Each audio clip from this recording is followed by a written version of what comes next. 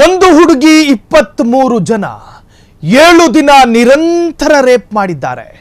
ಹೊಟ್ಟೆಗೆ ಅನ್ನ ಕೊಡದೆ ಬರೀ ಡ್ರಗ್ಸ್ ಕೊಟ್ಟು ರೇಪ್ ಮಾಡಲಾಗಿದೆ. ಈ ಘಟನೆ ನಡೆದಿರೋದು ಯೋಗಿ ನಾಡಲ್ಲಿ. ಯಾವ ದೇಶದಲ್ಲಿದ್ದೀವಿ, ಯಾವ ವರ್ತಮಾನದಲ್ಲಿದ್ದೀವಿ ನಾವು? ಯತ್ರ ನಾರ್ಯಸ್ತು ಪೂಜ್ಯಂತೆ ರಮಂತೆ ತತ್ರ ದೇವತಾ. ಹೀಗೆ ಹೇಳಿದ ದೇಶದಲ್ಲಿ ಹೆಣ್ಣಿನ ಮೇಲೆ ತೋರಿಸ್ತಾ ಇರತಕ್ಕಂತಹ ದೌರ್ಜನ್ಯ ಮತ್ತು ಅತ್ಯಾಚಾರ ಅದು ಯಾರ ರಾಜ್ಯದಲ್ಲಿ ಗೊತ್ತಾ? ಯೋಗಿ ನಾಡಲ್ಲಿ. ಜಂಗಲ್ ರಾಜ್.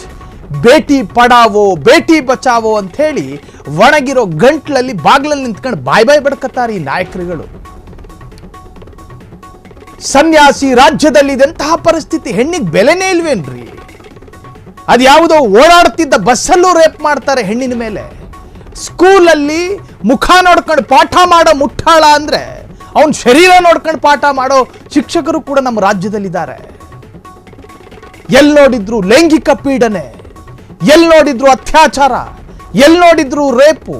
ವಿಚಿತ್ರ ಅನ್ಸೋದು ಈ ಯೋಗಿ ಆದಿತ್ಯನಾಥ್ ಮಾತಿಗೂ ಹೆಣ್ಣಿಗೆ ರಕ್ಷಣೆ ನಾವು ಕೊಡ್ತಾ ಇದ್ದೀವಿ, ಹೆಣ್ಣನ್ನ ಬಗಲಲ್ಲೇ ನಿಂತ್ಕೊಂಡು ನಾವು ಕಾಪಾಡ್ತಾ ಇದ್ದೀವಿ ಅನ್ನೋ ರೇಂಜಿಗೆ ಬಿಲ್ಡಪ್ ಕೊಡ್ತಾನೆ ಮನುಷ್ಯ.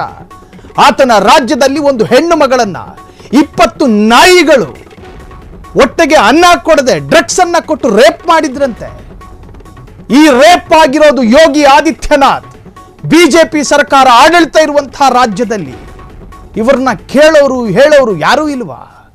ನಮ್ಮಲ್ಲಿ ಕ್ರೈಮ್ ರೈಟ್ ಕಡಿಮೆಯಾಗಿದೆ ಅಂತಾನವನು.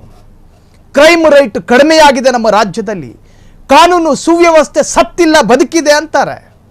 ಈ ರಾಜ್ಯದಲ್ಲಿ ನೋಡಿ, ನನ್ನ ಬಾಯಿಗೆ ಬರುತ್ತೆ, ಅವ್ರನ್ನ ಎಳ್ಕೊಂಡು ಹೋಯ್ತಿದ್ದಾರೆ ಆ ನಾಯಿಗಳನ್ನ. ಇವ್ರನ್ನ ನಮ್ಮ ಕಾನೂನು ಏನು ಮಾಡುತ್ತೆ ಹೇಳಿ? ಸೆಲ್ಲಲ್ಲಿಡ್ತಾರೆ, ಒಳ್ಳೆ ಪೌಷ್ಟಿಕಾಂಶ ಆಹಾರವನ್ನು ಕೊಟ್ಟು ಸಾಕ್ತಾರೆ.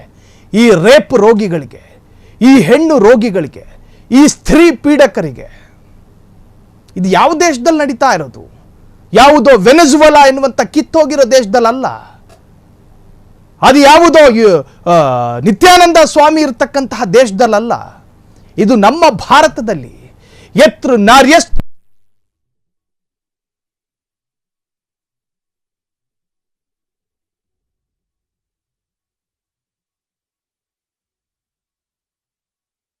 ಕೊಡೋ ಬೆಲೆ ಇದೆನಾ? ಆ ಹೆಣ್ಣು ಮಗಳಿಗೆ ಹೊಟ್ಟೆಗೆ ಅನ್ನ ಇರಲಿಲ್ವಂತ ಪಾಪ. ಖಾಲಿ ಹೊಟ್ಟೆಯಲ್ಲಿ ಡ್ರಗ್ಸ್ ತಗೊಂಡು ಹೆಣ್ಣಿನ ಮೇಲೆ ಪದೇ ಪದೇ ಒಬ್ಬ ಹತ್ತೋದು ಮತ್ತೆ ಫೋನ್ ಮಾಡೋದಂತೆ, ನಿನಗೂ ಮಜಾ ತೆಗೆದುಕೊಳ್ಳೋದಕ್ಕಿದ್ರೆ ಬಾ ಅಂತ. ಯಾವ ರಾಕ್ಷಸರನ್ನು ಸಾಕ್ತಾ ಇದೆ ಆ ರಾಜ್ಯ? ಯಾವ ರಾಕ್ಷಸರನ್ನು ಸಾಕ್ತಾ ಇದೆ? ಇದು ಯೋಗಿ ನಾಡಲ್ಲಿ ರೇಪಿಸ್ಟರ ಅಟ್ಟಹಾಸ. 7 ದಿನ 23 ಯುವಕರಿಂದ ನಿರಂತರ ಅತ್ಯಾಚಾರ. 19 ವಯಸ್ಸಿನ ಹುಡುಗಿಗೆ ಅಮಲು ಬರೆಸಿ ರೇಪ್ ಮಾಡಲಾಗಿದೆ. ಜಂಗಲ್ ರಾಜ್ಯದಲ್ಲಿ ಇದೆಂತಹ ಕೃತ್ಯ ಏನಾಗ್ತಾ ಇದೆ ಯೋಗಿ ರಾಜ್ಯದಲ್ಲಿ? ಈವರೆಗೂ ರಿಯಾಕ್ಟ್ ಮಾಡದ ಯೋಗಿ ಆದಿತ್ಯನಾಥ್.